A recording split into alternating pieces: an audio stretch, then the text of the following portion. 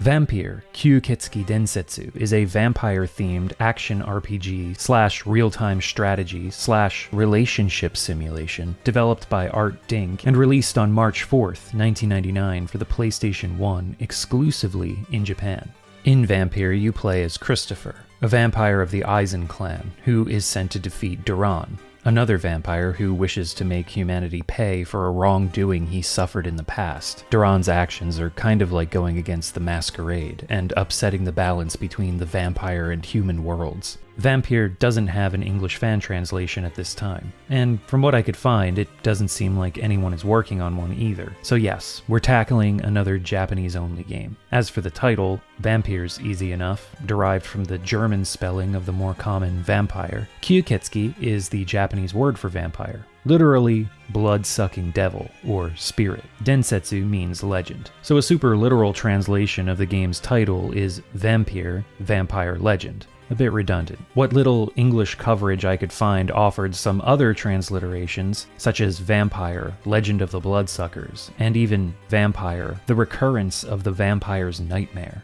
Where the hell did that one come from? Well, that's actually the tagline from the front spine portion of the jewel case. Artdink put these little taglines on a lot of their games from the PlayStation era. Kaze no Notamu, the hot air balloon game, has the famous question, "Did you luxuriate in the wind?" on the inside of its case. So I guess whoever created the Moby Games entry just mistook the tagline for the game's subtitle. As mentioned, there's very little information about Vampir in English, and even in Japanese, there's not a whole lot to go on. I did happen to find a post for the game on the GOG Dream List, though, which, for those who don't know, is an initiative where people can vote on games they want to see on the platform. GOG has several PS1 games on their storefront. Thing is, most of these are PS1 games that also have PC ports. Vampir has no port, doesn't even have an English translation. So, this looks like someone's wishful thinking. Still funny that a listing for it even exists. There are a few people that know about this game. On the Japanese side of things, there are a couple of fan sites I found, or shrines, as they probably would have been called back in the day. Who remembers shrines, by the way? Please don't tell me I'm the only one old enough to remember when random fan websites were called shrines. Anyway, the few that exist for Vampir give reviews or brief descriptions about the game, but it's not much beyond the basic mechanics and a few scant gameplay tips. One of these sites was translated by WhoWasPhone404.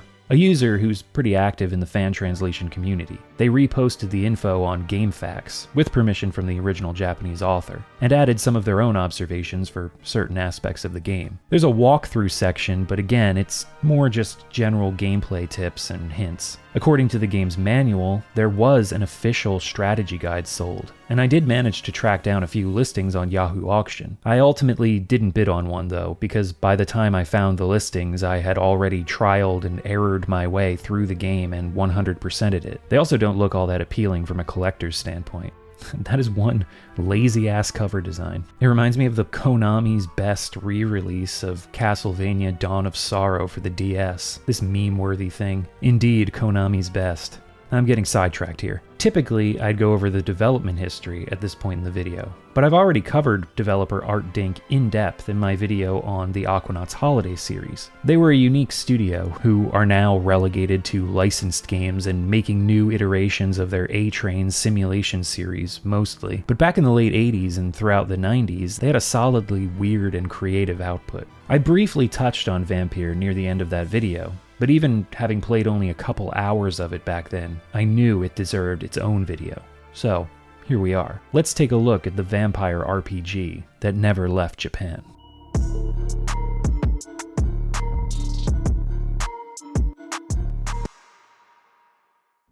When we start up Vampir, after the Artdink logo animation, it cuts abruptly from black to this woman staring straight at us.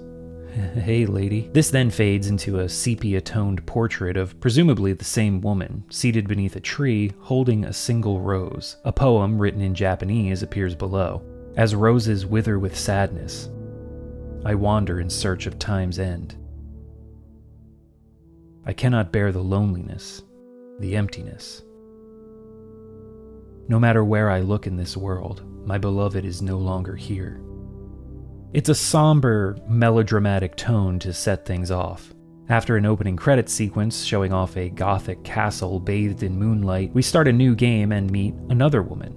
Through wavering darkness, she asks what we think it means to die. She says that she only has a short time to live and that she's scared. We, this point of view character, ask her if she's ever heard the word vampire, and reveal to her that we are a vampire. Instead of being horrified, the young woman is intrigued, specifically by the fact that we can't die. She's mesmerized by our blue eyes and golden hair. She asks our name, and we get to name our main character. The default is Christopher, so that's what we're sticking with. According to what little info I could find on the game, the creators were inspired by Brad Pitt's character of Louis from the 1994 film adaptation of Anne Rice's Interview with the Vampire. We'll come to see that though their appearances may be similar, their characters are quite different. We ask the young woman her name, and all we get is the first syllable. Rose?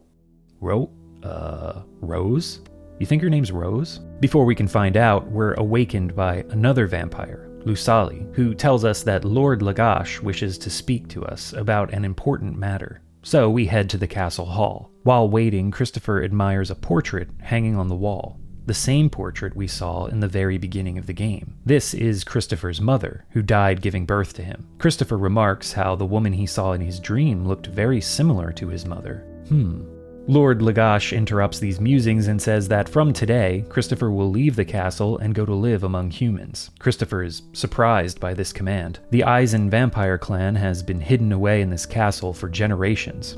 Why is he suddenly ordered to the human world? Lagash explains that 150 years ago, a vampire named Duran attacked the village of Medvekia, which lies at the base of the mountain where Eisen Castle stands. Duran was cursed and corrupted by evil. He sought to destroy humanity and the Eisen vampire clan, which he was originally part of. The rest of the clan members managed to subdue Duran and seal him away in a tower on the outskirts of the village, but it took immense effort and left most members weakened. Even to this day. Over the years, the seal on the tower where Duran was imprisoned has weakened, and recently, the seal was broken. According to Lagash, Christopher is the only one who can stop Duran. He has a hidden power passed down by the direct descendants of the Eisen clan, a power known as critical strength.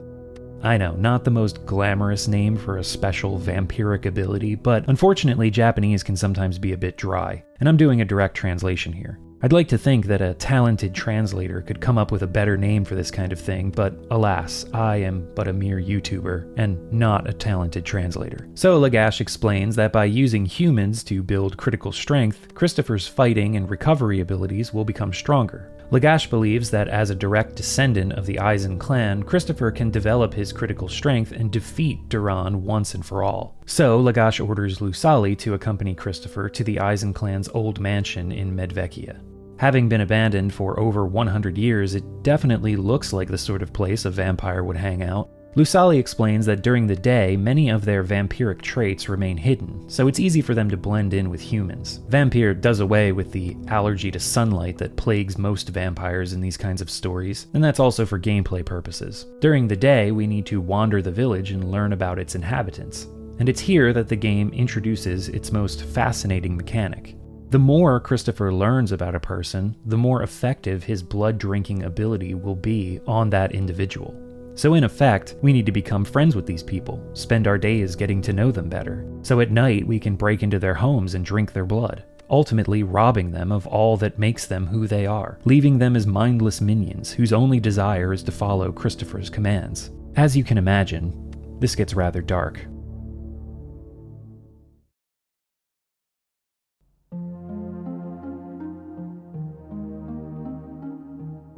Lusali goes on to explain that Duran's power is weakened on account of him being sealed away in a tower for over 100 years. He won't be able to move around much during the day at first, but he'll soon recover his strength. And after a couple of days, he'll be trying to do the exact same thing we are, building relationships and raising his own critical strength by turning the humans of the village into his own followers. So we need to increase our forces before Duran can increase his, and this is the main goal of the game. At night, there are bars on either side of the screen. The one on the left, which will eventually fill with blue, is Christopher's, and the one on the right that fills with red is Duran's. As we go around turning more and more of the villagers into vampires, the bar will rise, and the first to completely fill their bar wins. But we need to fill our bar first or it's game over. There's much more involved in this, so we'll get to that. Before we head out into the village to begin our journey of building everlasting friendships, we're introduced to another companion, Sistina, our little wolf pupper here.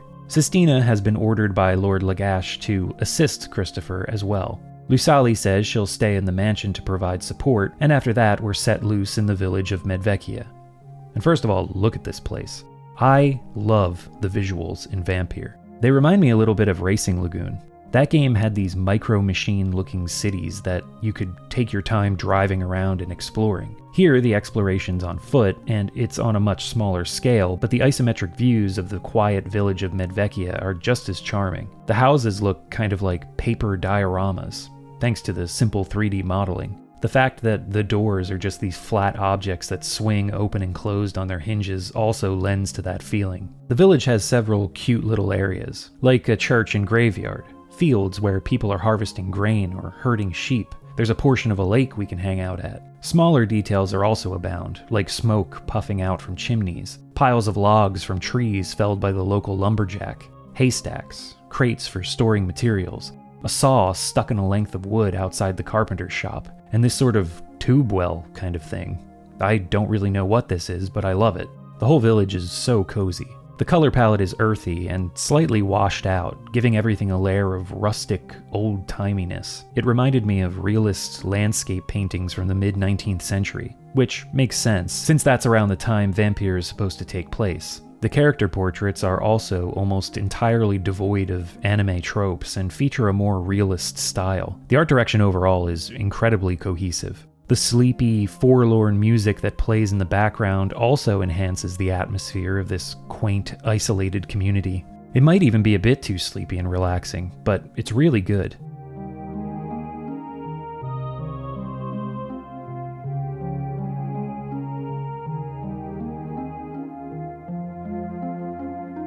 Artdink's sound team had a knack for creating excellent music for their games, and they spanned many different styles and genres.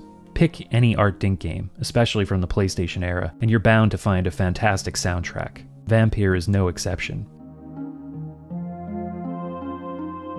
So, it's already been hinted at in our conversation with Lusali earlier, but we're working on a day-night cycle here. The icon in the lower left corner of the screen keeps track of the time. Things move in real time as we run around the village, so we've got a limited period to get things done during the day. Each day and night cycle only lasts about 3 minutes, but time will pause whenever we speak with anyone or enter menus. We also have the name of the village in the bottom center, which always displays as Medvekia here in the beginning, but as we move to larger areas later in the game, this will show the names of different districts, helping us keep track of where we are. Medvekia is only the first of 3 major locations. Lastly, there's a mini-map in the lower right that shows Christopher marked by a blue square, as well as a red arrow in the top corner showing what direction we're currently facing. The mini-map also has green dots that represent the villagers.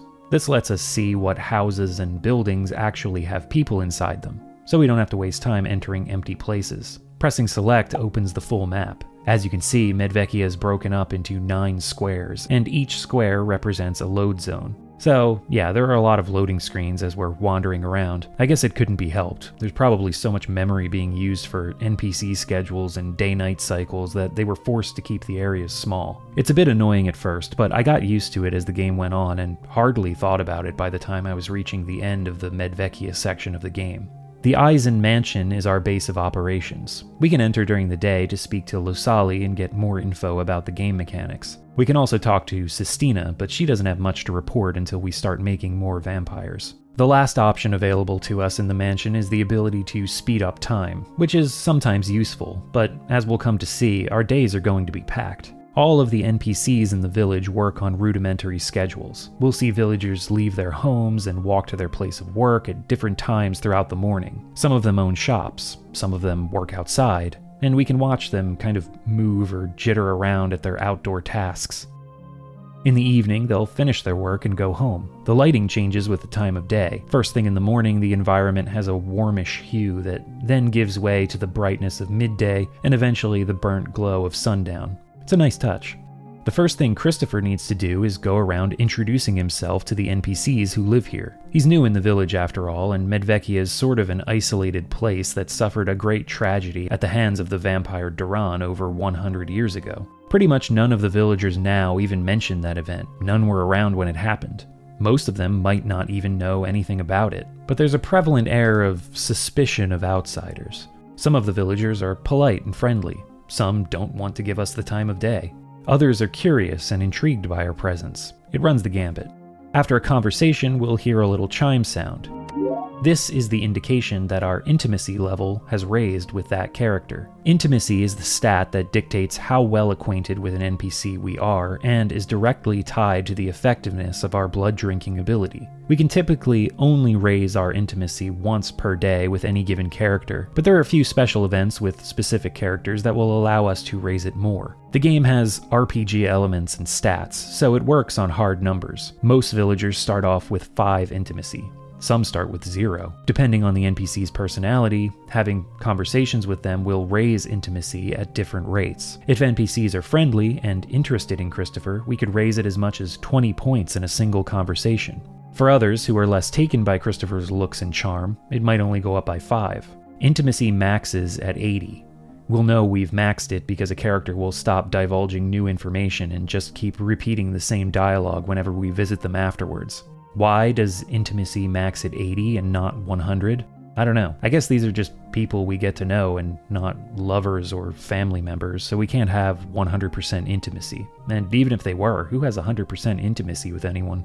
We go through these little short stories as we visit them each day, but it's not always as simple as just visiting them at their homes. We may be able to introduce ourselves there, but to further advance some characters' storylines, we need to find out where they work and talk to them there. This involves some stalking, but that's okay. We are a vampire after all. Conversely, we could meet someone at their workplace, but then need to know where they live for later nighttime activities. So we'll need to stalk them to find their home. And then with a few of the characters, it's impossible to raise intimacy. Sometimes in life, people just don't like you. Another peculiarity of the game that we'll need to get used to is that we can only speak and advance intimacy conversations with NPCs while they're indoors. Speaking to anyone outside, no matter how well we know them, will only result in the same conversation. Christopher will mention he's heard about a vampire in the area. We'll then be shown the map and need to point out where the vampire is rumored to reside. This actually serves a gameplay function, but in the very beginning of the game, it's extremely confusing and a little bit frustrating. The game has taught us that we need to talk to people, but we always get this boilerplate-like dialogue box and interaction whenever we're outdoors. What we're actually doing here is spreading rumors about Duran's location, so the villagers are more wary of him. During the day, we'll notice a red dot moving around our map, and be able to find the purple-jacketed, top-hat-wearing bloodsucker. He's doing what we're doing, visiting villagers and raising intimacy levels. By watching Duran's movements, we can figure out that his base is on the complete opposite corner of the map from Christopher's. And this is the case in every location in the game. So by speaking to NPCs outside and implying that Duran is a vampire, we're attempting to breed unease about him. The NPC's response usually depends on our own intimacy levels with them. They'll either think we're full of shit and tell us about it, or they'll take our concern to heart. We can even speak to Duran during the day like this, and if we point at his base, he'll get angry and tell us to knock it off. As far as the actual stats go, it's hard to feel the results of this meddling. I don't know how much it affects things, but I did it as much as I could. Eventually, the day cycle will end and we'll get a pop-up that says, "The sun sets." We'll then be given the opportunity to save our game. We can only save in between day and night cycles, and it's a good idea to keep multiple saves in case something goes wrong during a cycle, so we can reload without losing too much progress. I would also suggest keeping your very first save on each new location throughout the game and not overwriting it, and I'll tell you why in a bit. At night, Christopher's appearance changes. He's got this dapper cape on for one. Very stylish. And he also gains his vampiric abilities. Entering people's homes, he'll be able to drink blood. If we enter a place with multiple characters, we'll be able to choose who to drink blood from. If the place only has one character, it happens automatically, so we need to be careful and know what houses we want to enter, because our blood drinking ability is finite. When blood drinking starts, the NPC's stats will appear. These are strength, intelligence, and charm. These stats will drain to 0 and create, through some equation that I have no idea how to calculate, a value for how much of Christopher's blood flow skill will need to be used on this character. Next, Christopher's max blood drinking ability will be shown. He starts at 50, but this stat will increase as he begins creating descendants and raising his critical strength. On the NPC side, we have the ND progress bar. ND stands for Nosferatu and Vampir. Christopher's descendant vampires are Nosferatu. Duran's are Vampir. Yes, Nosferatu is just an archaic Romanian word that means vampire, and Vampir is a term used for vampire-human hybrids, but forget about all that in this game's case. They're just terms to distinguish the different factions here. We have more stats for the NPCs. Morals relates to how good or bad a person is. Christopher has better influence over characters with high morality. Then there's the elusive intimacy. There's another equation calculated here that determines how much we'll be able to push the ND bar in our favor. Blue represents Christopher's Nosferatu, red Duran's Vampir. At first, this bar will move very little, and Christopher's blood drinking ability will be consumed very quickly. But as intimacy levels raise, we'll be able to move the bar toward Nosferatu a lot more. Once the bar is completely blue, the character will turn into a Nosferatu and becomes a descendant. Duran is going around doing the same thing, so we might get into a tug of war with him over control of a specific character. Which is kind of funny to think about, this exhausted person just being exsanguinated by two vampires over and over. And the game points this out, because some characters will start to complain about being overly exhausted or sleepy during the day if that starts to happen. If Duran turns a character into a Vampir, they won't talk to Christopher anymore. This is just an annoyance in Medvekia, but in later areas of the game there are side quests and more interrelated characters and stories. Losing a character involved in one of those to Duran locks us out of progressing that narrative, so we have even more of an imperative to stay on top of the ND progress bar later on. In the beginning, Christopher can only drink blood once or twice in a single night. The only thing we can really do once our ability is drained is go back to the mansion and advance time until morning. I mean, we could run around the village all night if we really wanted to, but there's really no point other than to soak up the ambiance. As we get stronger and gain descendants, we'll have more options for things to do at night.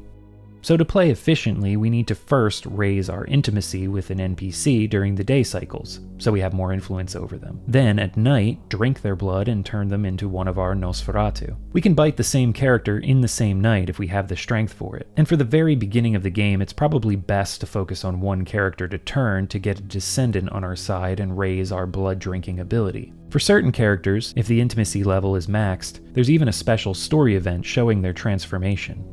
Once we start getting some descendants, they'll show up as blue dots on the map. Duran's descendants are red, and the critical strength bars for both Christopher and Duran will start to rise. As I said earlier, the first to raise the bar to the top wins the map. This gets tricky as we're learning the game and the map and who's easiest to raise intimacy with and gain as useful descendants, which is why I said we should always have our first save of each map handy. It took some trial and error working out routes and strategies that didn't put Duran way ahead and basically make that phase of the game unwinnable. Once we have a descendant, when the night cycle begins, we'll see the critical strength distribution screen. As the name of the screen implies, we can take our max critical strength and distribute it among Christopher and his Nosferatu. We have a few options here that will continue to expand as we gain more descendants.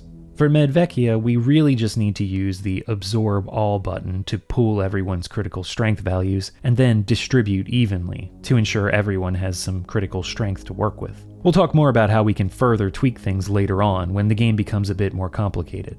As for the descendants themselves, there are two types of vampires that both Christopher and Duran can create: production types and combat types. Women turn into production vampires, and men turn into combat ones. Very strict gender bias here, but the game does take place during the Victorian era, so, you know. There is one exception to this, with a special character in the next area of the game, but we'll talk about that when we get there. Production types take whatever critical strength value we assign to them and double it throughout the night. Combat types steal critical strength from enemy vampires they defeat. And if any of our vampires are defeated by enemies, then the critical strength value they were holding is lost. So yes, there is combat in Vampir. It's a simple action RPG style of bump combat, a la early Ys games. We can even beat up Duran. It's not really necessary, and we should probably just focus on creating descendants, but we can fight him if we want to. If his health drops low enough, he'll run off back to his own base and stay there for the rest of the night. If it drops to 0, we'll steal whatever critical strength he has allocated to him. The same thing can happen to Christopher too, though, so be careful. Being defeated doesn't mean death. We are a vampire after all. We just become powerless, a ghostly image, and we can't do anything for the rest of the night. During normal gameplay, we can give simple commands to our descendants by pressing square, but again, it's not really necessary in Medvekia, so we'll save talking about that for later. One fun mechanic though, Christopher can transform into a wolf, a bat, or mist by pressing circle. The transformations are mainly useful for traversal. His wolf form moves quickly, but needs to move along the ground, so we have to navigate around obstacles. The bat type moves slower, but can fly over buildings. The mist type moves extremely slowly, but we're invincible while in mist form. Wolf is the best here in Medvekia. Bat becomes more useful as the maps grow larger and filled with bigger buildings. Mist is almost always useless. I only used it to get footage of it for this video. Both combat and production types can also turn characters into vampires. These are known as subordinates. Production types make them quicker than combat types, but they both can do it. Subordinates add to our max critical strength. They can also build up ND progress in our favor by biting NPCs, but they can't ever turn a character like we or our descendants can. We can't give subordinates commands either. So in RTS terms, descendants are like our commanders, and subordinates are our grunts. We're not going to get many subordinates here in Medvekia, but in later parts of the game we'll have a lot of them. And sometimes, depending on the character's stats, we may want to direct our descendants away from a particular NPC so we can turn them into a descendant and have direct control over them, rather than a subordinate who we can't control. A Nosferatu's stats determine how effective they are at certain actions. The higher their health, the more of a beating they'll be able to take. The higher their strength, the harder the beatings they'll be able to dish out. The higher their intelligence, the more readily they'll follow commands. The higher their charm, the more they can advance the ND progress bar. Throughout the night, Sistina will inform us about what's going on around the map with messages at the bottom of the screen. We'll be able to see when a descendant has created a subordinate, when somebody is in combat, when someone has been defeated, and so on. We can even catch glimpses of Sistina running around assessing the battlefield. I love that. There's one last element to the gameplay that will start to become relevant a few days into our time in Medvekia: the vampire hunters. Yeah, aside from worrying about Duran's Vampir descendants and subordinates, we'll also need to worry about this third faction that has it out for both of us. The vampire hunters are extremely powerful foes who will drain us of our abilities if we get caught by them with their whips, guns, and holy water attacks. They can even knock us out of our transformations. Also, if they attack and defeat one of our descendants or subordinates, that character will be turned back to their human form. So we'll have to drink their blood again to return them to our forces. Luckily, the ND progress bar will remain where it was before the final blood drinking event, so we usually only need to bite them once. But if Duran happens to get to them before us, he could squander that progress. During the day, we also see the vampire hunters roaming around. In Medvekia, we have Jonathan Harker and Dr. John Seward, characters ripped straight out of Bram Stoker's Dracula. I guess the devs didn't read the part where Seward is only 29 years old. Harker is very much modeled after Keanu Reeves' character in Francis Ford Coppola's 1992 film. And man, I don't care what anyone says, I love Keanu Reeves in that movie. It's hard to describe the joy I get out of watching him act alongside Oldman and Hopkins. It's just, it's so great. I know where the bastard sleeps. I brought him there.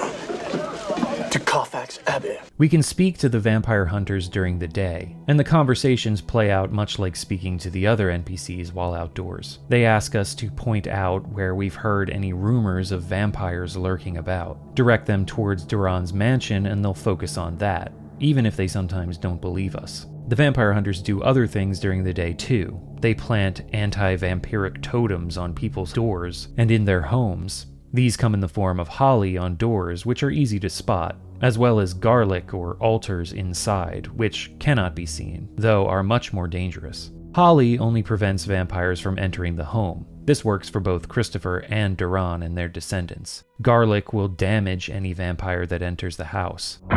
Altars will completely drain Christopher and Duran of their powers, but will purify a descendant or subordinate, turning them back into a human. So altars are especially dangerous. During the day, it's a good idea to keep an eye on the vampire hunters' movements. We can go around to any homes they've lingered at for too long and tear down these deterrents, so we don't get a surprise at night. We start off with only 2 vampire hunters in Medvekia, but their numbers will increase as the game goes on. So this is the basic gameplay loop. During the day, talk to NPCs, raise their intimacy stats, spread rumors, and deter the vampire hunters.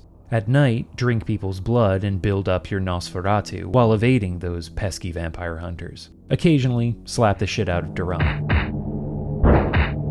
There's still a bit more to talk about with mechanics, mainly strategy nuances, but I'll just come out and say that the gameplay in Vampir is not what made me see it through to the end. It's honestly just alright. It starts off very, very slowly, and the basic loop remains the same from the beginning until the end, with little variation. The thing that really drew me into the game was, well, first and foremost, the presentation and atmosphere. But once that settled in, it was the NPCs and their stories. The characters in Medvekia lead simple lives in a small village. Most likely, the first people you'll meet are Holka, the blacksmith, and his two daughters, Sati and Johanna. They live in the house right in front of Christopher's mansion. Visiting in their homes actually doesn't yield much in the way of character development. They'll introduce themselves, but that's about it. Sati works up in the forested area, near the lumberjack, just kind of bumbling around up there. I don't know what her job is supposed to be. But she comes home the earliest, so we can get to know her a little bit better. She becomes bashful around Christopher when he visits like this. Johanna, on the other hand, isn't really impressed with Christopher. She cuts grass over by the small lake during the day. As Holka said when he introduced himself, he's the blacksmith, and we might need to stalk him after he leaves the house to find out where he works. Speaking to him at his shop is the only way to advance his story. When we first visit him, he just says, "This is my shop." Okay, thanks dude. But each day, if we keep returning, he'll gradually open up more. At first, showing off his wares, pots, pans, horseshoes. He implores us to watch him work, and we'll understand how much passion he puts into what he creates. The next time we visit, he'll ask if we've seen the well on the west side of town. He built that too. Yeah man, I've seen that. It's fucking great. Finally, Holka will reveal more about his past, although in kind of a veiled way. He talks about a kid who grew up loving the sound of the hammer striking iron, and how that kid grew up to be a blacksmith whose arrogance got the better of him. There was an accident involving his wife. Holka never mentions the details, but due to his carelessness, his wife died. And ever since that day, he's been trying to make amends for it by keeping his head down and working hard. At the end of his story, Holka asks Christopher if he thinks he's a good blacksmith. Christopher says yes, and Holka, relieved, says that all of his efforts weren't in vain. It's a simple, subtle story, but it speaks volumes about this one man who made a fatal mistake in his past and is trying to move past it, make amends for it somehow. If we visit Holka at his home in the mornings before he leaves for work now, he's much friendlier, even inviting Christopher to relax and stay a while. Johanna is friendlier as well, which subtly introduces us to a mechanic that will be expanded on in later areas of the game. Some characters are interrelated, and advancing one's plotline may help to build relationships with others. So then, now that our intimacy level with Holka is maxed out, we can more easily turn him into a Nosferatu. Instead of being focused on his honest work, his only obsession now is serving his new master, Christopher. This happens to all characters who become Nosferatu.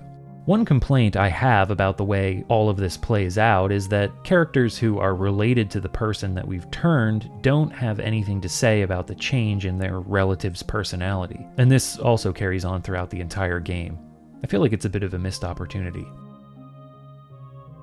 But anyway, another interesting character in Medvekia is May, a lonely little girl who spends her days home alone while her mother and father are at work. She immediately takes a liking to Christopher.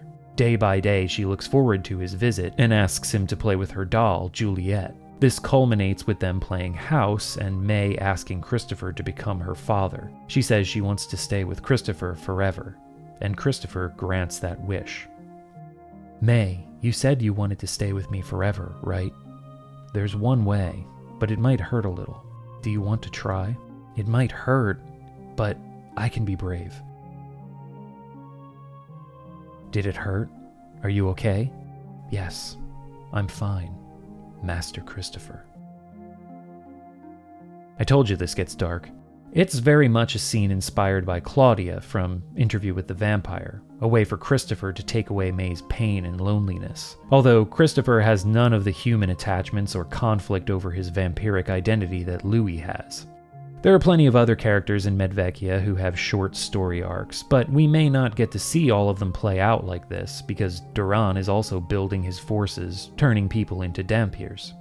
A good strategy for Medvekia is to focus only on making production-type vampires. This will quickly overwhelm Duran. He'll start off balancing combat and production, but because the population is so small, he won't be able to keep up with our production types, who will most likely be able to create some subordinates. May is a good target to go for first, since it's easy to get her intimacy level maxed. Her health and strength are weak though, so she can easily be one-shot by a vampire hunter or taken down by one of Duran's combat types. But she'll quickly turn her parents into subordinates, which is such a tragic sentence, but hey, this is just the way things are in the vampire wars.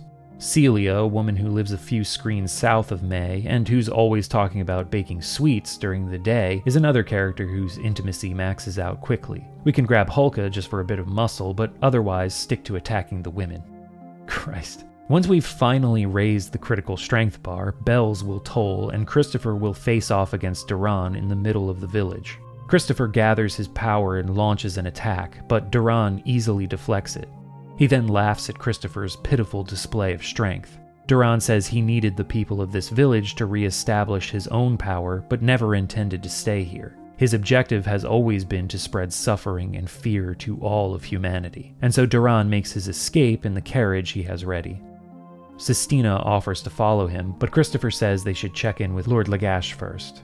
Back at the castle, Lagash compliments Christopher on a job well done. While both he and Duran were busy turning a small village into a den of vampiric minions, Lusali managed to figure out Duran's plans. His final destination is London, but before that he needs a ship to cross from the continent to England, so he'll be stopping in Calstatt, a port town in Germany, which I believe is a fictional town. There's a village in western Germany called Calstatt, but that doesn't look like a port town to me. Medvekia was also a fictional place, so it's fine. It's time for us to make for Calstatt to continue our mission to stop Duran.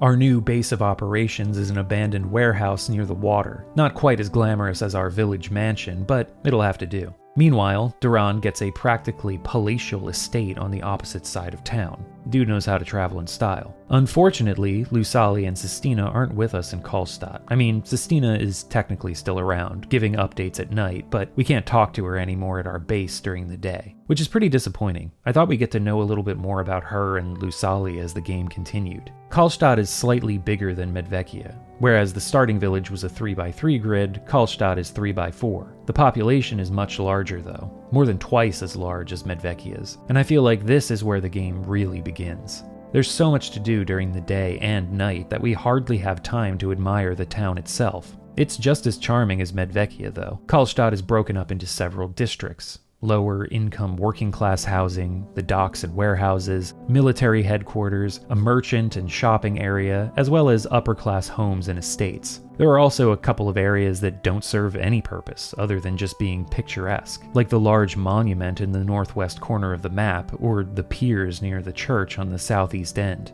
I like the different patterns of cobblestone that are used for the thoroughfares and sidewalks, as well as the side alleys that lead to townhouses. There's so much attention to detail in these surroundings. The music changes too. It's just as laid back as Medvekia, but in a different way. Calstatt's day theme might be my favorite in the entire game.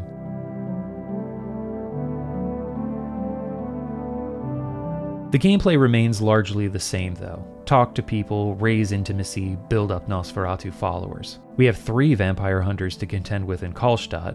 Abraham van Helsing. Makes sense to see him here since he was Dutch in the original Dracula novel, and here we are in a German port town near the border of the Netherlands. There's also Quincy Morris, the rootinest tootinest vampire hunter there is. And Arthur Holmwood, fiancé of Lucy Westenra, original victim of Count Dracula's London feedings in the novel. The critical strength bar is larger in Calstatt, so we're going to need more followers if we want to best Duran in this town. Our strategy remains similar to Medvekia. We want to ramp up production types early. Since the map is larger, we'll be using commands more and relying on our production types to build up our forces rather than running around and doing everything ourselves. The way commands work is, after pressing square, we can choose either a bat or wolf to deliver our message. They work the same as our transformations, so a wolf can get there quickly but needs to contend with obstacles. A bat moves slowly but can fly over rooftops. Best to use the wolf for closer descendants and the bat for ones who are further away. We can then choose a command. We can direct Nosferatu to attack, wander freely, or move to a specific location, giving us more strategic options. As for making descendants in Calstatt, don't make the mistake I did on my first attempt and focus on the merchants and upper class just because they seem more attractive. Duran made the move to start in the southern, poorer part of town and got them producing amongst themselves in the more densely populated working class homes. Meanwhile, my pack of inbred high society types spent their nights roaming in and out of empty businesses in the shopping district. So yeah, I learned my lesson and after a reload decided to mingle among the unwashed masses.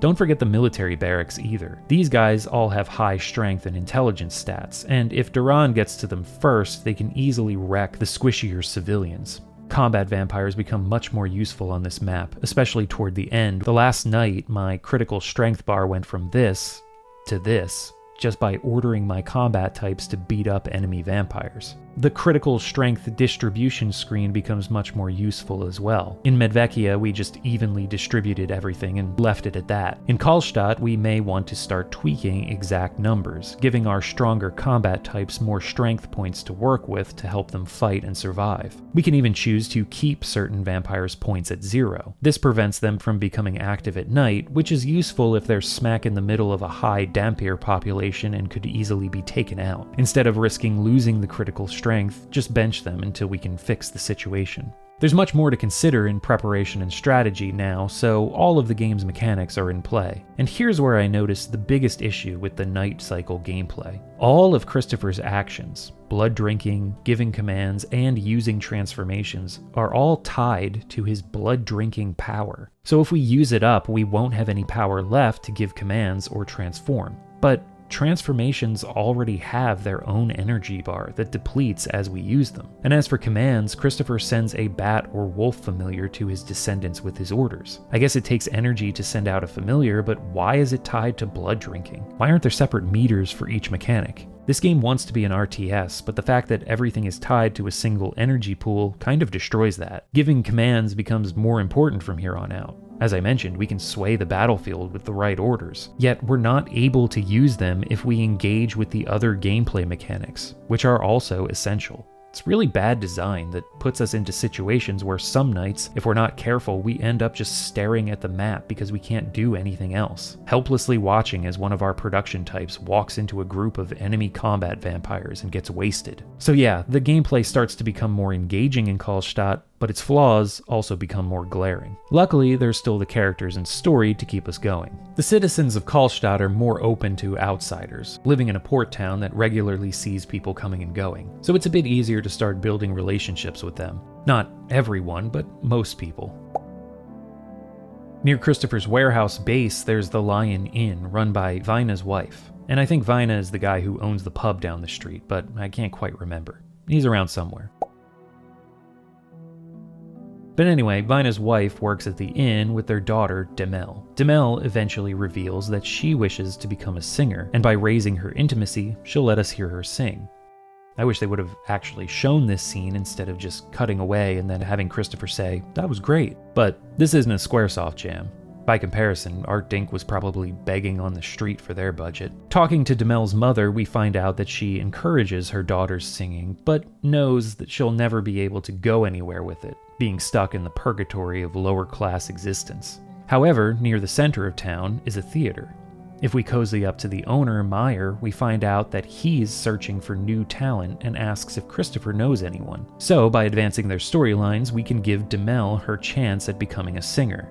It's a heartwarming little tale. There are several other interesting characters in Calstatt. If we drop in on Helmut at his carpenter's shop, Christopher will order a coffin, which Helmut then builds over the course of a few days. When it's finished, Christopher admires the handiwork and says it looks like it's going to be very comfortable to sleep in, which Helmut takes as a joke. At the bakery, we meet Nicholas and his granddaughter Cheryl, who dreams of opening her own pastry shop someday.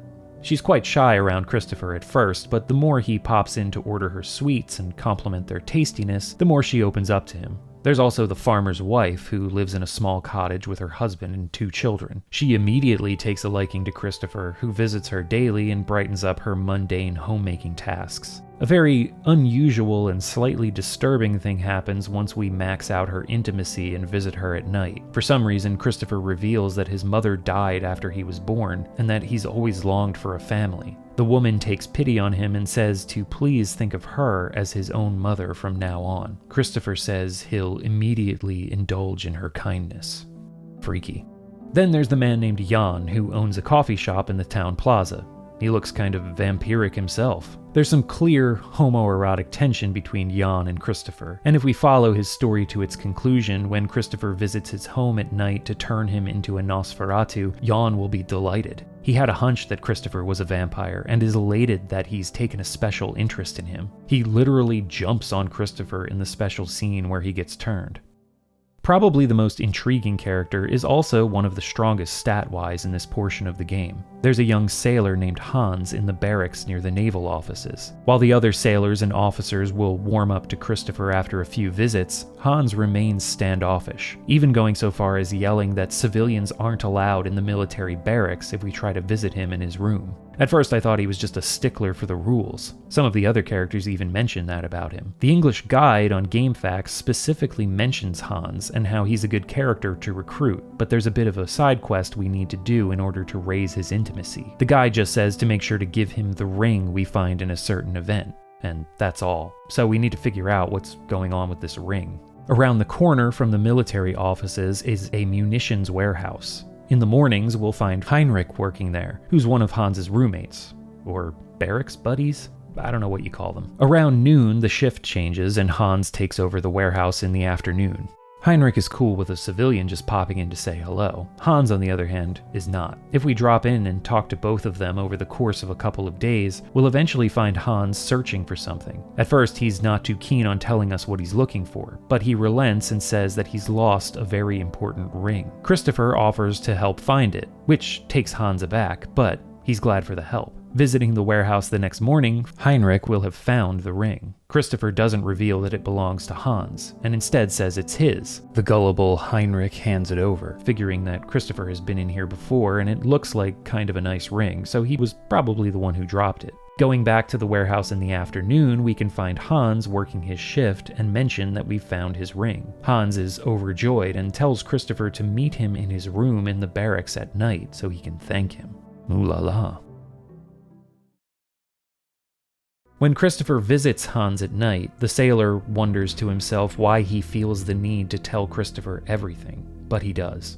On the inside of the ring is an inscription that reads, "To my beloved Elizabeth." Hans reveals that his real name is Elizabeth. When Christopher asks why he, or she's pretending to be a man, Elizabeth says that she's looking for someone. Years ago, Elizabeth lived in a small English port town. One day, she met a sailor who had just been stationed there. The two fell in love and got married. Soon, she realized the guy was more interested in chasing skirts than starting a family. Eventually, he was transferred to some other post, leaving Elizabeth alone with a massive debt and pregnant with his child. The child died soon after it was born, and Elizabeth decided to disguise herself as a man, join the Navy, and track down her wayward husband. She ended up traveling to the East Indies, vaguely mentioning that she got involved in some very dangerous events, but the chaos of this situation allowed her to keep her true identity well hidden. Her travels swept her to this port town of Calstatt, where she finally received news of her husband. He had committed some crime and was ultimately executed.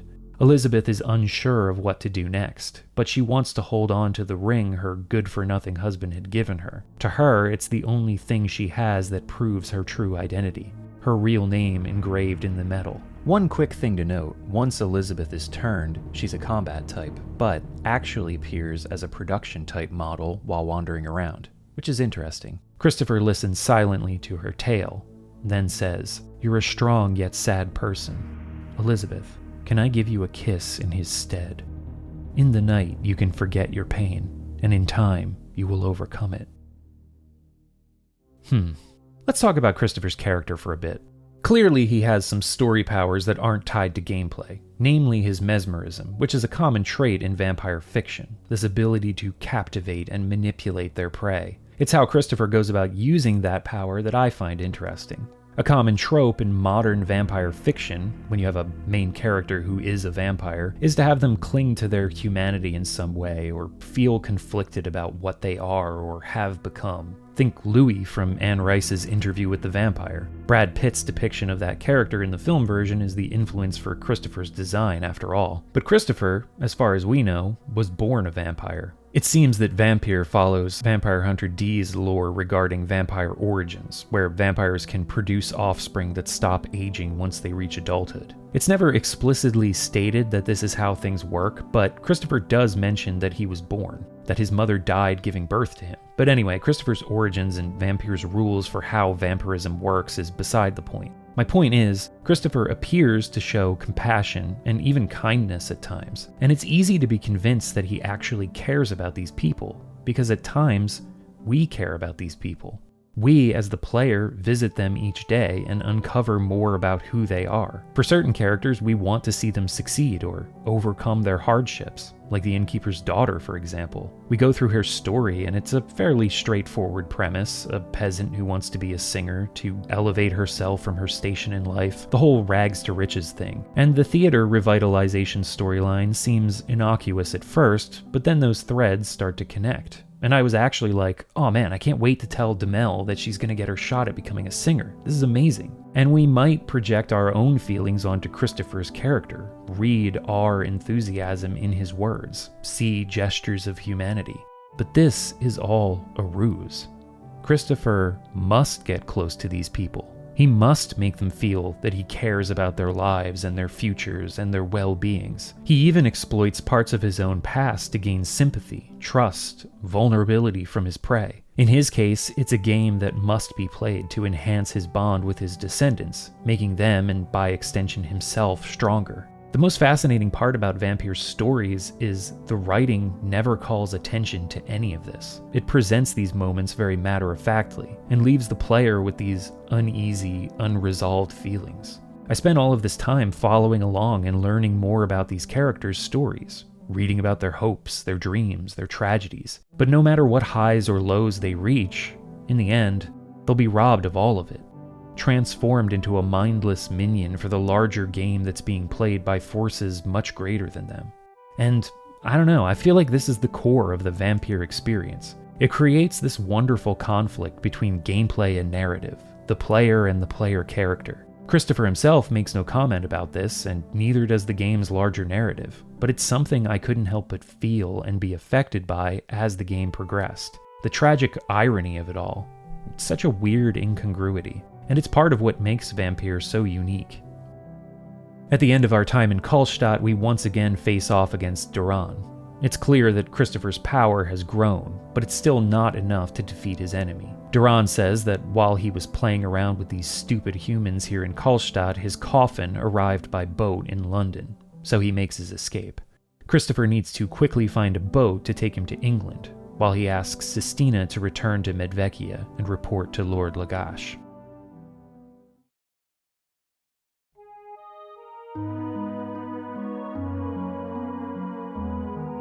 Arriving in London, Christopher marvels at the hustle and bustle of the city, and wonders what Duran's ultimate goals are. As he does so, he witnesses a red hat blown from a woman's head by a strong gust of wind as she steps into a carriage. Christopher picks up the hat, but the carriage leaves before he has a chance to return it. A passerby informs him that the carriage belongs to the Epstein family. Ah, shit. Anyway, the young lady is the daughter of the house, whose name is Rose. Rose. I knew it. The stranger goes on to say that the Epstein family has a large estate in Piccadilly. Christopher makes up his mind to find the house and return Rose's hat to her. How gentlemanly. Before he goes on his way, though, the stranger also mentions the recent stories about Jack the Ripper, who's been terrorizing London. The man tells Christopher to take care when walking the streets at night. And so we've finally arrived in London. Visually, it's an impressive setting. Several real-life neighborhoods are represented, such as Southwark, South Bank, Westminster, the Strand, and of course, Piccadilly. They aren't to scale or anything, but it's neat to see certain landmarks, like the London Palladium, Westminster Abbey, even Big Ben. though we can't see the actual clock tower because of the camera, which is really weird. There are also several bridges that span the Thames, each of them slightly different. Small fountains, plazas, parks, even a little spot by the river that we can hang out at. Sometimes one of the Londoners will come by with his drawing pad and sketch the waters. There's even a guy juggling.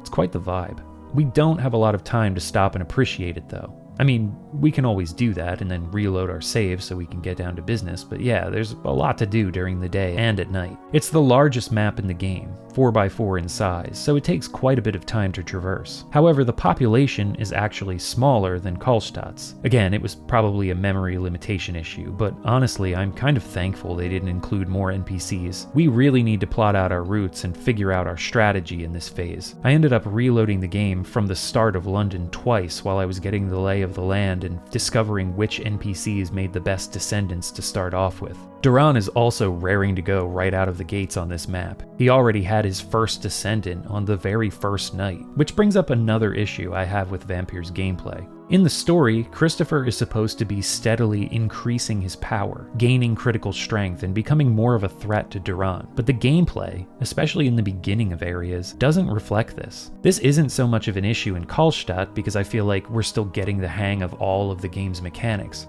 But by the time we reach London, it's a real handicap that we could still only drink blood once or twice on the first few nights, especially considering the size of the map and the hugeness of the critical strength bar that we need to fill in this last phase of the game. And apparently Duran doesn't work by these same rules. It's impossible for us to turn one of these citizens on the first night, doesn't matter who we choose. The intimacy levels can't be raised high enough, and Christopher's critical strength is too low. So it takes the player just as long to build up descendants here at the end of the game as it did in the very beginning of the game. Makes you feel like you've made no progress. And even though London visually is the most impressive location and has the most complex character stories, it ends up feeling like such a slog, which is a real shame. I feel like just increasing Christopher's base blood drinking power in each new location would have fixed this. Trust me, it wouldn't have ruined the balance of this area at all, because Duran turns people really fast. So the way it is, we have to dig ourselves out of a hole immediately. It can be done, but it's not fun to actually play. And it's super easy to fuck it up and find yourself in an unwinnable state,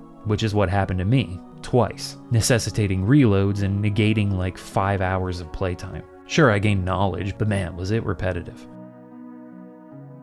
So anyway, here's a strategy for London. Piccadilly is one of the most populated areas, so we need to get a couple of production vampires active there. But we also don't want to ignore the east side or the center of the map either. Spreading out is more important than ever because the map is so large. Also, combat vampires are a must after we get a couple of production ones going. The population in London is too small to rely on production types to overwhelm, and Duran will begin building up his combat vampires right away. There are several NPCs with strong stats too, so if Duran manages to turn most of those, we'll find our production vampires suffering. Lance, the army general, is one of the strongest combat types to have on our side. There's also an incredibly powerful secret character to find. More on that later. London is going to take a long time, no matter how well thought out our strategy is. And here's another big problem. The population is smaller, so we're probably going to see most of the characters' stories by only the midway point of actually finishing this map. So the second half is really boring. The daytime stops being about following along with these well-written character dramas, and there are some really good ones here in London. But eventually, there will be no people left to talk to. They'll all turn into either Nosferatu or Vampir. So the whole intimacy relationships side of the game falls apart. The days turn into just following around the vampire hunters. There are 5 of them now. Harker and Seward from Medvekia and Holmwood, Morris, and Van Helsing all convene in London to stop the vampire threat raging across Europe. But all we do is shadow them and take down their holly, garlic, and altars so they don't mess with our Nosferatu. At night, it's not about balancing our different types of descendants, but just getting Christopher's combat types to take out Duran's forces. Our production vampires become useless. They're just dead weight that could get killed and lose us critical strength. It's rough, and it didn't have to be this way. Like I said earlier, if they had just increased Christopher's base power, most of these problems would have been solved. We'd still have the repetitiveness and overall simplicity of the RTS elements to deal with, but the pacing would have been a lot more bearable. Anyway, as always, it's really the NPC side stories that shine, and London has a complex web of characters. The interrelated stories and intimacy mechanics are firing on all cylinders here. There's Charlotte, a single mother, and her only daughter Winifred, who works as a telephone operator, and we get a bit of backstory on the early telephone lines in London. There's an old man in Piccadilly named Marvin who claims to be 70, but look at that character portrait. I thought he was a vampire when I met him and read his age. But yeah, it seems like he's being taken advantage of by his stuck-up young wife, Henrietta, who spends her days shopping in the high-end jewelry store. In actuality, Marvin's a freak. He spends his days people-watching from his window, fantasizing about luring a young woman into his home and having her act out a Greek drama for him. Everybody's got their own kink. Speaking of which, there's also Vanessa, who owns a seedy inn that offers some, afternoon delights. As well as the ladies' hat shop owner, Cleo, who's obsessed with selling Christopher one of her hats. The lacier and more feminine, the better. This culminates in her wanting to put Christopher in a woman's dress. When Christopher visits at night with her intimacy maxed out, she figures he's there because he wants to take her up on the offer. "Christopher, is that you?" "How did you know it was me?" "I know. I know what you're here for. You came here because you want to try on that dress. That's... No, there's no need to be embarrassed. Everyone admires beautiful things." "Okay, I'll try on the dress. Would you mind turning off the lights first?" "No problem. Here, let me help you change." What?" "Yare yare. Tonda me ni awasareru tokoro datta." Sheesh, I didn't see that coming. One other minor complaint I have about the London section, which you may have already noticed from watching this footage, is that they ran out of unique character portraits. There were a couple repeated portraits in Calstatt, but I didn't really think anything of it. It's kind of a letdown considering how much time they spent crafting these individual stories and how London is meant to be the climax of the entire game. There are two very important storylines that they kept a couple of unique portraits for, though. The first is the Jack the Ripper story. So, we've heard upon first arriving in London that Jack the Ripper is on the prowl. Several of the London residents even mention how terrified they are. Being a vampire, we don't have anything to fear from the infamous serial killer. But maybe we could put that bloodlust of his to use for us.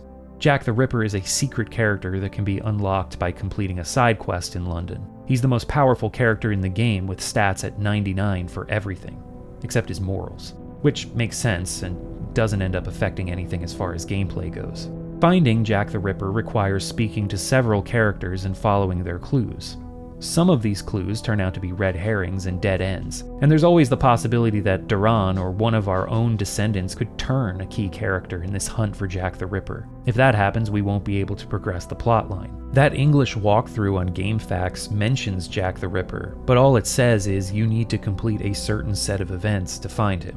So I was on my own for this. I didn't end up finding him on my first playthrough because a key character had already been turned as I was working through the clues. I managed it on my second playthrough of the London section, and here's how to do it. Across from the London Theatre, there's a newspaper office where we'll meet a journalist named Gregory.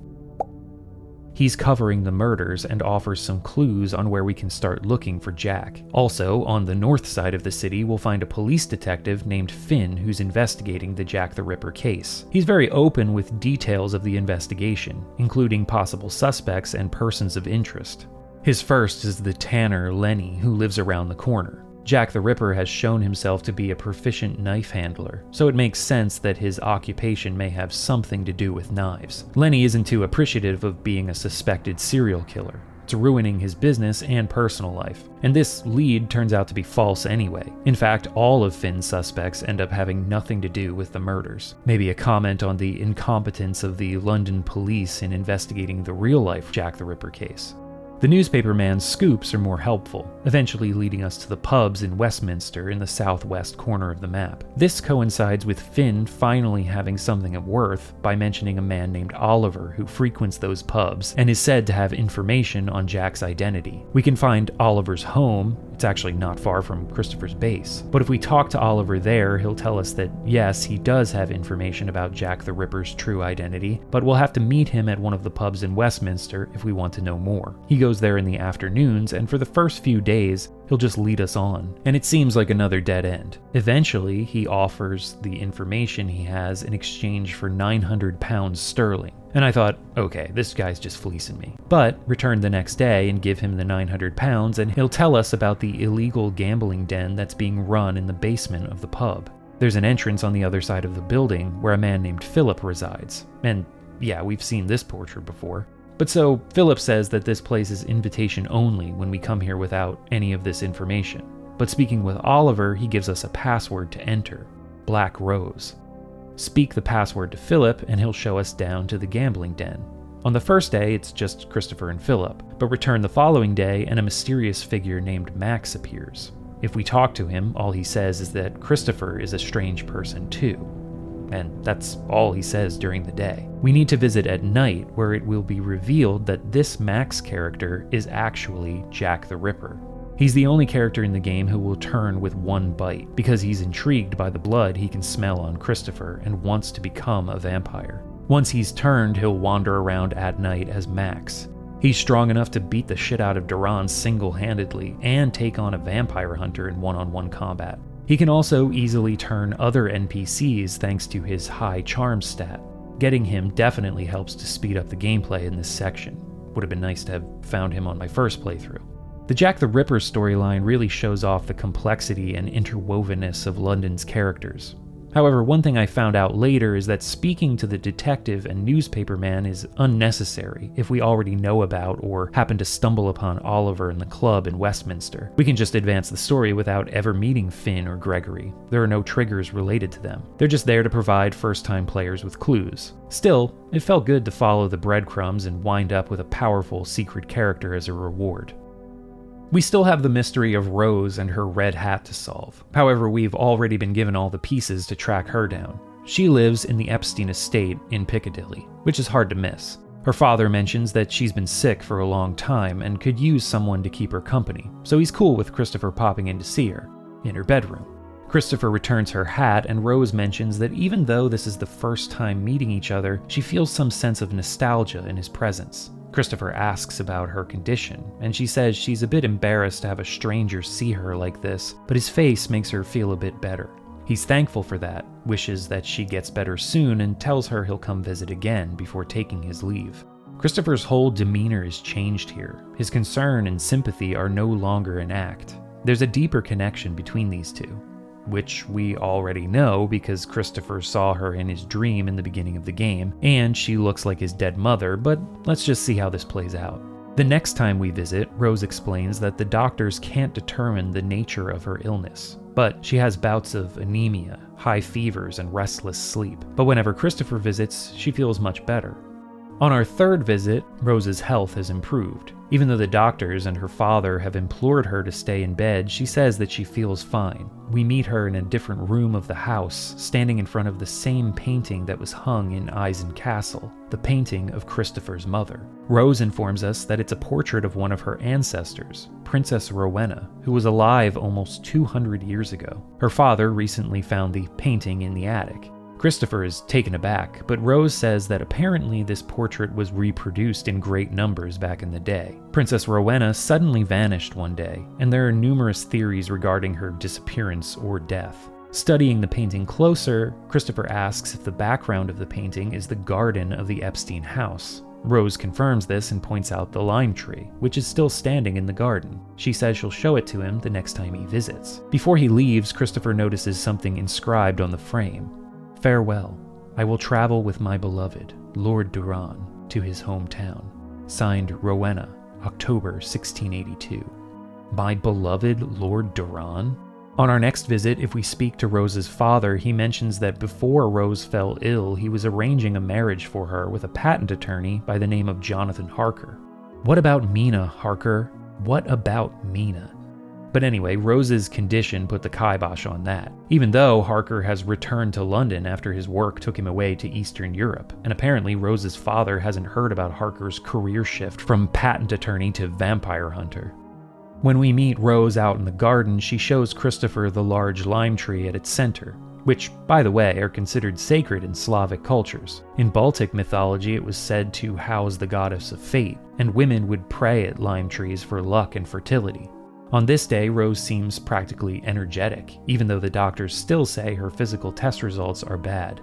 She reveals that she's scared. She feels so good now, but she doesn't want to die. This is when Christopher asks if she has the courage to leave her home like her ancestor Princess Rowena before her did, and if she would leave with him.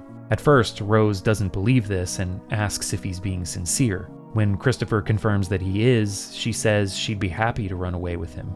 After this meeting, if we visit Rose again, Christopher will find her in the garden and say that there are still some things he needs to take care of in London, but he'll come for her after he's completed his business here. This whole love story episode will have greater significance later, but I wish the build-up to Christopher's invitation was a bit more fleshed out. It all just seems to come out of nowhere. Like I said, there are reasons for this, but still, they could have let this storyline cook a bit more. One gameplay quirk about Rose, even though we can max out her intimacy, just like many other characters in the game, if Christopher attempts to drink her blood, the ND bar will only ever move by 1 point, and it will reset when we attempt it again. So she's never able to be turned into a Nosferatu or a Vampir.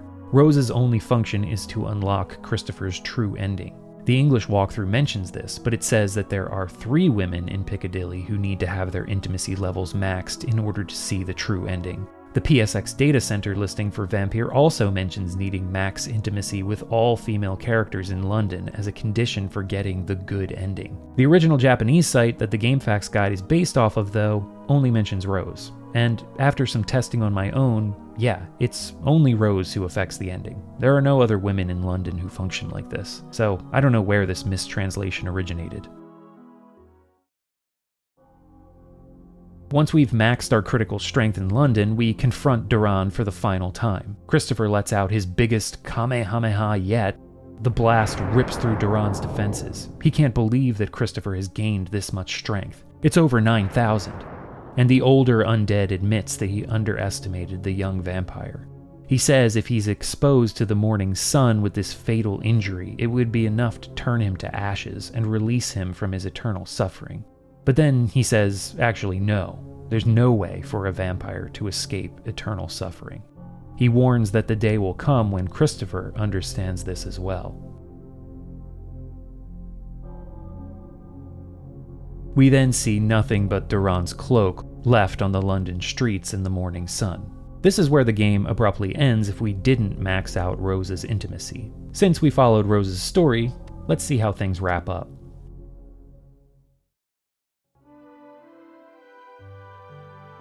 Christopher meets Rose under the lime tree where she says that she's ready to leave with him. Christopher says that Lord Lagash will be surprised when he returns home with his new bride. Let's go to my castle together, where I'll soon welcome you into my family.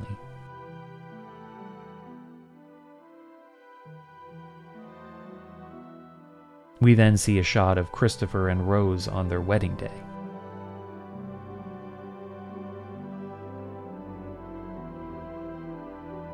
Nice fangs, bro. And Rose doesn't look anything like her portrait.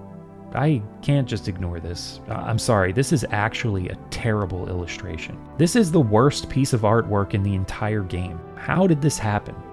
Yeah, I don't know. We didn't even get to see Lusali or Sistina in the end. I was really excited by their presence in the beginning of the game and really hoped they'd be developed more as the story continued, but they just get dropped after Medvekia. So, but yeah, what can you do? This is the end. Or is it?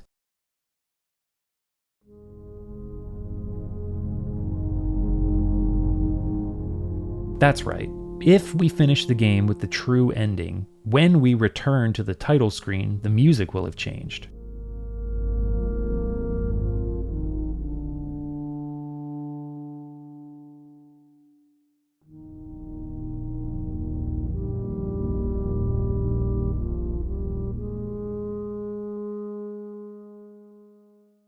And when we choose New Game, we start a playthrough as Duran. We also unlock a special minigame for the Pocket Station, this Japan-only memory card peripheral which some games had compatibility with. It was like a precursor to the Dreamcast's VMU. Final Fantasy VIII and Saga Frontier 2 actually still had Pocket Station functionality in their English localized versions, even though the peripheral was never sold outside of Japan. Anyway, I don't have a Pocket Station, so I couldn't make use of my completed game file. But according to Vampir's manual, the Pocket Station minigame involved an NPC that would make requests that needed to be completed at real times throughout the day. From what I can gather by reading the description, you would need to just turn on the Pocket Station and hit OK around the time that the NPC wanted the request completed. The more punctual you were, the more your intimacy with that NPC would increase. The goal was to max out their intimacy level within a week. And that was it. So, yeah, there's that. But the real draw for completing the game is the Duran playthrough. Duran plays exactly the same, and he doesn't get any of the special attributes that he has while we were playing as Christopher, like his increased speed, which is a bummer. Would have been cool if it was a little different playing as him. He just has a different starting location in each of the maps, so we can meet certain NPCs at times when it was impossible to do so for Christopher. Most NPCs have the same storyline, but there are a few things that change. For one, Duran is much more arrogant and condescending towards some characters. May, the little girl from Medvekia, who immediately takes a liking to Christopher, won't even speak to Duran, who kind of just scoffs at her. He doesn't look like the kind of guy who'd be a fan of kids. Where Christopher shows compassion and kindness, Duran shows derision and undisguised cruelty to those that he turns into Vampir. There's some funny interactions too. In Calstatt, there's a shop owner near Christopher's base who gets annoyed with customers. Following her story with Christopher, she gradually learns that it's probably better for business to be a bit nicer. In Duran's story, though, he just immediately gets fed up with her boorish attitude and basically calls her a bitch, and she just freaks out. It's hilarious. Then if we visit her at night, Duran relishes turning her into one of his descendants. That's probably the best differing NPC storyline. Duran's chapter also starts with a dream. The subtitles mention how time continues ceaselessly, and vampires must walk through endless days and nights. A voice calls out for us to awaken, which belongs to Orgo, Duran's bat companion. So we got a little bat buddy this time around. Duran has just been awakened from his 100+ year slumber inside of Eisen Tower. Orgo explains that the tower has been sealed. He's able to pass through it, but only a human can break the seal so that Duran can escape. Duran decides to write a letter to England, addressing it to a patent attorney inquiring about purchasing property in London. He gives the letter to Orgo to deliver. We then see the diary of Jonathan Harker, who at this point in the narrative is still just a simple patent clerk. Harker has come to Medvekia to finalize the purchase of a property in London for a Count of Valar. The parallels to Bram Stoker's novel are pretty blatant here. If Harker does a good job closing this deal, then he'll be awarded an arranged marriage, which is supposedly to Rose. However, after Harker finalized the transaction, he discovered a shocking secret. The diary skips ahead from August to October. Harker has returned to Medvekia as a vampire hunter, and he's here to stop Duran. So Harker was the human who unwittingly broke the seal on the tower and allowed Duran to escape. Seems like a rather large oversight that the Eisen vampire clan, who sealed Duran away, used a seal that can be broken by humans. I'm surprised it didn't happen earlier, considering Eisen Tower is really close to the village of Medvekia. Couldn't they have chosen somewhere more remote? Anyway, Duran's goal is London, but first he needs to regain his strength. And so we start in Medvekia, going around raising Duran's critical strength. Duran confronts Christopher, but is able to block Christopher's puny attack, and we're off in our carriage, headed for Calstatt. We see more of Jonathan Harker's journal. During his time in Medvekia, he's learned that Duran's ultimate goal is London, and that there's more than one vampire. He's written to his old mentor, Abraham Van Helsing, and his friends Arthur Holmwood and Quincy Morris, to enlist their help in stopping the two vampires before they can reach England. Meanwhile, Duran has a dream about a woman, whom we know to be Rowena from playing through Rose's storyline with Christopher. In a flashback, Duran and Rowena discuss their upcoming wedding. She's apparently aware of the fact that Duran is a vampire, and he explains to her the drawbacks of becoming one, including the aversion to sunlight. Which is bullshit, because we and all of our descendants and their subordinates can all walk around during the day. He also tells that roses wither when touched by a vampire, and wonders if she might be happier remaining human. Before they can continue their conversation, a soldier approaches and informs Duran about an invading enemy. Duran rides off to battle, but tells Rowena that he'll return in 10 days. We're suddenly thrust back to the present, and Duran says he won't forgive anyone. After the Calstatt phase ends, Christopher attacks Duran again, to no avail, and Orgo informs his master that the ship bound for England is departing soon. After Duran leaves, we see another flashback. Two villagers discuss the recent string of livestock dying from massive blood loss. One of them has noticed less wildlife roaming the forest and found a pile of dead animals behind the Lord's manor. Currently, Duran is away at war, so the villagers don't suspect him. Instead, they believe that Rowena is a witch, and they decide to storm the manor and burn her at the stake. And you know, her body doesn't end up looking too bad considering the cause of death. Duran returns from battle and meets Lusali. Duran was part of the Eisen clan to begin with. Duran blames himself for not giving Rowena the gift of eternal life before leaving. He attempts to give her his blood, but Lusali says that she's been dead for too long and the act may only work for a short time, not revive her completely. Rowena awakens for a moment and speaks to Duran. She says that she'll be reborn someday, so he should meet her descendant in London, under the lime tree where they first met. Rowena explains that that tree is in fact the Tree of Life. After this, Rowena dies. Again, and Duran goes on a rampage. Lusali tries to rein him in, but it's no use. Lord Lagash says that Duran's path of destruction puts the entire vampire clan at risk. So with all of their strength, the clan members eventually manage to overpower him and seal him away within Eisen Tower. Afterwards, from within Rowena's coffin, they hear the crying of a baby. To be continued, I guess. Duran arrives in London and things go as expected. Strangely, there is no special ending involving Rose for Duran. We can visit her, but she says very little. Just like with Christopher, we can't turn her into a descendant. I find it very strange that there's nothing involving her, especially since Rowena said that she'd be reborn and to meet her descendant in London. I thought that was why Duran wanted to come here in the first place. Well, anyway, at the end of the London phase, Duran is about to land the killing blow on Christopher, but he sees a vision of Rowena telling him to stop. Duran then has a realization about the young vampire standing before him. We see a flashback of Rowena telling Duran about their unborn child. She says that if it's a girl, she'll name her Rose, and if it's a boy, she'll name him Christopher.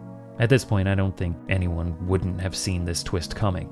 So it turns out Rowena didn't die after speaking with Duran for the last time. She was alive long enough to have the baby within her coffin, and told Lusali and Lord Lagash that the child's name was Christopher. So Duran was the dad we made along the way. That doesn't make any sense. After this realization, we get a choice. We can finish off our enemy, or refrain from attacking. If we choose to finish off Christopher, Duran's power becomes unstoppable and he enslaves humanity, creating a new era where the vampire reigns over the world. Sick. However, if we choose to stop our attack, Duran sees Rowena again. The depiction of Rowena from the painting in Rose's home is fully revealed, showing her holding a rose that hasn't withered, proof that she never became a vampire. Then we see the same shot of her in the beginning of the game, and her lips turn into a smile. A very ominous smile, I might add. I don't really know what that means. At the very end, we see the same London sidewalk at daybreak that we saw in Christopher's ending. However, Duran's cloak isn't here. The end. After all of that, the credits finally roll. We get a post-credit scene, though, a conversation between Lord Lagash and Lusali. She says that the battle has been especially hard on her, and in some way she believes that Duran's intentions were pure. Really? Lagash only says that for humans, love and life end, so they can reach some state of contentment. But for vampires, nothing ends. They must wander through time, dragging along all of their grief and sorrow. We then see Duran standing alone among the crowded streets of London. This time, the end. For real. But hey, wait a minute. If Rose is Rowena's descendant and Christopher is Rowena's son, how does that work? She died giving birth to Christopher, who was a vampire, and there's no mention of any other baby. I guess Rowena could have had a sibling, then Rose is like Christopher's first cousin once or twice removed? Sure, that works.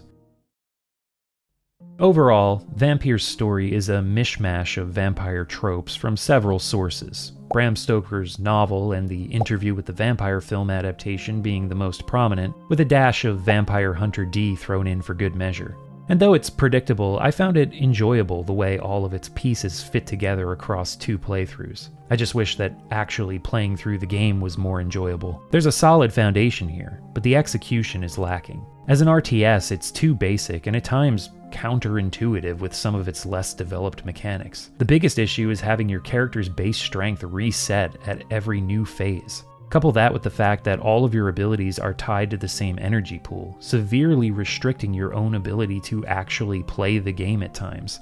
And yeah, it just turns into a slog, especially once you get past the opening area. The core mechanics are interesting, and fun even, but they weren't developed enough. I'd like to see someone, like an indie dev, take this premise and framework and make something better. I feel like there's a lot of potential here to make a deeper and more fun experience. The thing that really kept me pushing through Vampir were all of the side stories and NPCs, as well as the dynamics of Christopher's interactions with them. Learning about these characters' lives, forming bonds with them, getting them to divulge their darkest secrets, their hopes and dreams, and then stealing all of that away from them. The way the game does this without really commenting on it, just leaving you, the player, to stew in the morality of what you're doing, is brilliantly understated. Vampir is deeply flawed from a purely gameplay-driven perspective, but has this core to it, something it's trying to do that elevates it above that. It offers a rich atmosphere, detailed environments, cozy presentation, simple yet intriguing narratives, and a relationship-building mechanic that drives progression, but at the same time fuels unease in the player.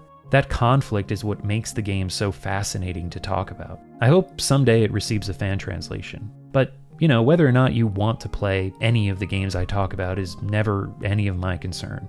I just enjoy acting as your guide through these weird gameplay experiences. And that's it for Vampir, Kyuuketsuki Densetsu. I hope you enjoyed the video. This one took a long time to make. My first playthrough took like 35 hours. It took me about 25 on the Duran playthrough, so if it weren't for having to reload at the start of each map playing as Christopher the first time, probably wouldn't have been about that long. Which really is about 10 hours too long for what this game is. As I said, Calstatt and London turn into slogs in the second half, because it's like, yeah, I get what I'm doing here and what needs to be done, but it's just taking so long to actually achieve it. It is what it is, and I'm glad I went through it, because I knew it was going to make a good video, and that's the most important thing. I can suffer through a lot if I think it will end up making an enjoyable video. I did a lot of extra research that I didn't really put in the main part of the video, like I did for the Serial Experiments Lane video. I mean, that was sort of a gag or bit I was doing there, obsessively talking about the research that went into it. I really did all that research, but talking about it repetitively was, you know, I felt like it fit with the themes and mood of Lane. So here it didn't really seem to fit, but yeah, I reread Dracula, rewatched the Coppola film, read Interview with the Vampire and watched that movie again too. Also read some Vampire Hunter D novels and rewatched the movies. I'm kind of a fan of the Vampire Hunter D novels. The writing isn't great. It's okay, but the stories are good, and there's like 40 novels. I really wish they'd make a Vampire Hunter D TV series because there's so much material they could use. But yeah, if you're interested in hearing more about the developer Artdink, you should check out my video on the Aquanauts Holiday series, which is also a developer history and retrospective. And yeah, as always, if you really like what I do, you can join the people scrolling on screen here and join my Patreon or become a YouTube member. They get to watch the videos a few days before I make them public. They get exclusive updates from me, their names in the videos, obviously. They also get access to the Dungeon Dwellers archive, bonus videos. And if you support with $5 or more each month, you get your name read out loud at the end of videos like these Dungeon Architects. 2Password for Kids, An Owl, Antichrist Alex, Bad Baphomet, Benifer94, Blake Golan, Bliblio Jones, KS Arcanum, Dan, Daniel Hamilton, Danny Kilpatrick, Dan Persona, Darkest Abyss, David Carr, David Host, Dilatar Tepes, Dirt Possum, Dollar Store DJ, El Jaguar, Emmeline Payne, FM Kalash, Eugene, Fnar, Fuzzmosis, Garbage Person, Glenn Haven, Gloria Gordon, Half HP, Hibernia Scholar, High Food Court, Horace Rees, Hostile Eldritch, Insidious Bliss, Izzy Lexus, Jack the Nipper, Jared Bynum, J-Bud Airline, Valentine, John B., Joshua Ayers, Justin Darnell, Kale, Captain Ketchup, Kenny Mitchell, Kevin Hanley, Kira Virgil, Krizik, Crunk Wizard, Kyowa, Lamont Atkinson, Mira, Magic Circuit, Max Rosehandler, Maxwell Valentine, Meownarchy, aka Roxy, Micah Powers, Michael Stenberg, Mortags, Mr. Loser, Mr. Eater, Neck Out the Brave, Nick Wolf, Paul Fierce, Pazuzu, Prinny Dude, Rez, Richard Cutting, Richard Sanchez, Richort 12, Rog U, Saint Murray, SC Fade, Shannon Gates, Shivering Dova, Sigma Simp 69, Silatixo, Super Sad Dad, The Plath, The Stoic One, Toffee SMT, Tucky Ducky, Tyranny Frigate, Vinci, Wolfram C, What I'm Doing Here, Whole Cloud, Yoni 42, Zach Diedrich, and Zethrin, as well as these dungeon connoisseurs. 84D93R, 8-Bit Unicorn, Akai Kiki, Alberto Amatucci, Alex Nidu, Alex Renko, Ambrowski, Andrew Tovaniti, Engine01, Anthony Labella, Antonio M. Silva, Aronai Saez, Arrested Rabbit, Ashley Black, Ava M. Dumas, B. Saunders, Burger Von Burger, Bewildering Avocado, BBF in Bloxburg, Blue Mantis, Bunzo, Keiichi, Captain Doctor, Captain Swing, Cassandra M, Cat Cathedral, Cerebral, Charm Slurm, Chris Zappa Slave Collins, Chumpkins, Claim, Claire Myers, Cloudy Wizard, Cohort, Concrete Mascara, Cormac, Crassus Zero, Crippler Jones, Chris LaForte L, Crooked Rook, Dale Walden, Daniel Tallow, Dapney, Days Clockwork, Dean Hubbard, Dikadiko, Daroko, Devil's Honey, Dr. Jellybean, Dragon Ace SG7, Drebo Bebop, Dry Cantbrot, Dribdebok, Dungeon Chili, Dust Bunny, Enrico Amato, Eric Clapton, Fangro, Francine Bridge, Gandalf the Gay, Glitterthroat, Hokon Boyum, Harvey Bodega, Heartman, I'm in Your Walls Drinking Soup, Icehammer 82, Indigo Happy, Irregular Rob, It's a Mia Mia, Nekokami, Jack in the Candle, Jack Brew 001 Official, James Chambers, Jason Cook, Jay Jombles, J Rob, Jeffrey Koenig, Gemma, Joan Valise, Joe Gother, Jollybean, Joshua Weber, King Bonkers, Error 1884, Cami Kang, Karen Rosenau, Kasumi, Nomadic, Critter, Lady Nagram, Lampshader, Lamidgeton, Leonardo Shores de Souza, Liana, Lux Custodes, Macrophage, Man with Confetti, Masakishi, Matt Norad, Max Allison, Max Cohen, Mick Eldritch, Meatman, Michael Carpenter, Michael H. Prey, Michael Oliver, Midi is a Bean, Minced Meat, Miss M, Mr. Independent, Monkey Kid 61, Mr. Al Packleton, Mumbles, Nagatochi, Necroner, Nelno, Nick L87, Old Dead Lemons, Olof Albine, Parapugs, #1 fan, Please Keep Making Videos, Poseidon 13, Rafael Labi, Rezo 55555, Rifflesby, Rodrigo Vaz Pina Cabral Silva, Roland, Sable, Sarxus, Scorpix 22, Sensei Wolfman, Shard King, Sean, Cilia Sodas, Cicerin, Skyclad Weeb, Solar, Sorbet, Spencer Newton, Sweaty Turtle, T, Talony Dew, Taylor Martin, the Corsair himself, the Rose Mother, the Mangled Pancreas, Thief of 16-bit Technology, Tor Dragon, True Axiom, Tuesday Twin, TV's Brent, Vange, Vexen Dagran, Violet, Volkendo, Warrior Song, Wild and Horned Hermit, Zucker, Zills, Your Man in Japan, Zachary Arcane, Zorik, and Nate. Thank you all for your support, and thank you very much for watching. So, until next time, Vampir, check it out. Dungeon Chill, out.